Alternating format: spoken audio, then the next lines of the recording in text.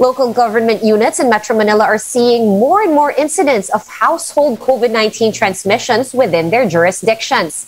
Let's discuss that and more with infectious diseases expert Dr. Rontgene Solante.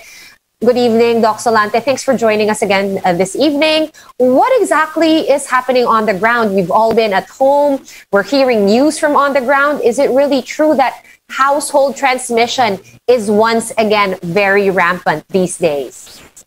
Yeah, correct, Sean. No? In fact, with this surge of cases, a lot of our patients having contacts with their relatives, the same household, 2 or 3 of them are being hospitalized, parents, children, or yung mga kamag-anak na in the same household are being hospitalized. No? So this is something that it's not surprising to us, because when we have a virus that's very highly transmissible, then if you are staying in a household and you are carrying that virus, whether you are asymptomatic or or you have the symptoms, then your risk of transmitting that to any of those household people inside is still really high.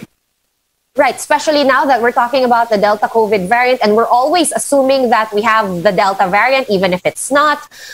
Having said that, Doc, we know that it is more transmissible by as much as 60%. Do family members need to revisit this practice of masking up inside the house? They should, no? They should.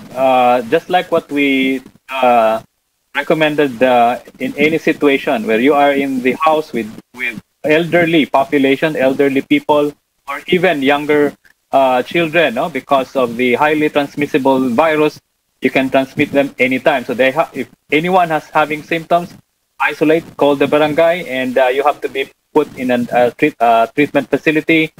And for those who are coming in and out of the house because they're working, they have to be careful, less interaction with people inside, and you have to wear face masks at all times, even in your own house.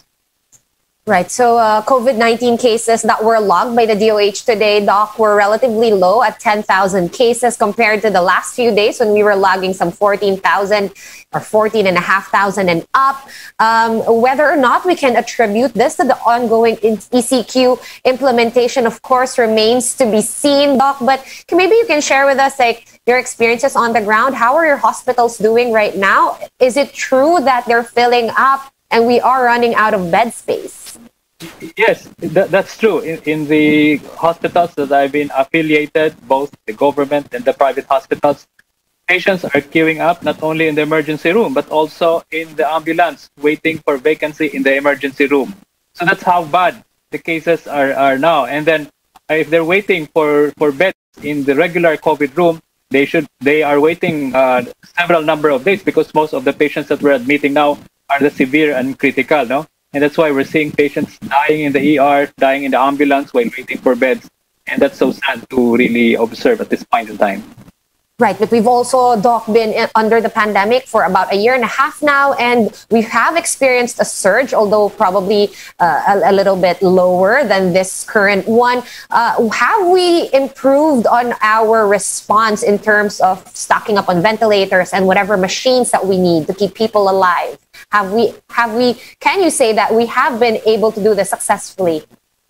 Yeah, I think most hospitals have been preparing for this, not especially the mechanical ventilators, the beds that, especially for the government hospitals, we have expanded our capacity, But the current problem now is really the cases are very high, and some of the hospitals are running out of some of these medications, like the methylprednisolone, the dexamethasone, and even the tocilizumab are really out of stock. So these are something that we didn't expect that it will happen like this, and just so sad.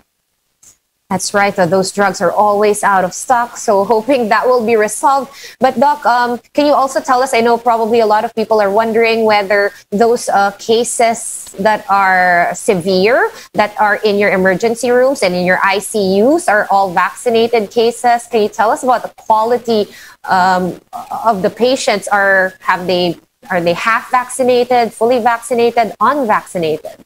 Okay, so first, the age group. No? So we have both the younger population and elderly population. So meaning the younger population are still vulnerable, and it doesn't mean that they are younger, they're more protected. Second, the more severe form are still in the group of those unvaccinated. No? So that's one thing that we have to emphasize. The importance of vaccination, especially for those who are highly vulnerable, those 60 years old and above, and those with comorbidities. The common observation in most hospitals, these are the people at higher risk of getting this severe and dying because of COVID-19. So these are still the population that we need to protect, and I hope everyone who hears this report, they should go, and once the LGU calls them, get vaccinated, the vulnerable population. Right, good to know vaccination still works in terms of preventing severe hospitalization and even death. But Doc, as early as now, of course, we're still under ECQ until this weekend. And as a medical professional, can you already recommend a new quarantine classification, at least for the NCR, starting August 20, or when this 2-week ECQ period is scheduled to end? Or in your medical opinion, and of course in your opinion as an infectious diseases doctor, should we extend the ECQ period? So the way I look at cases right now, still high, and I don't until such time you see the downtrend of these cases.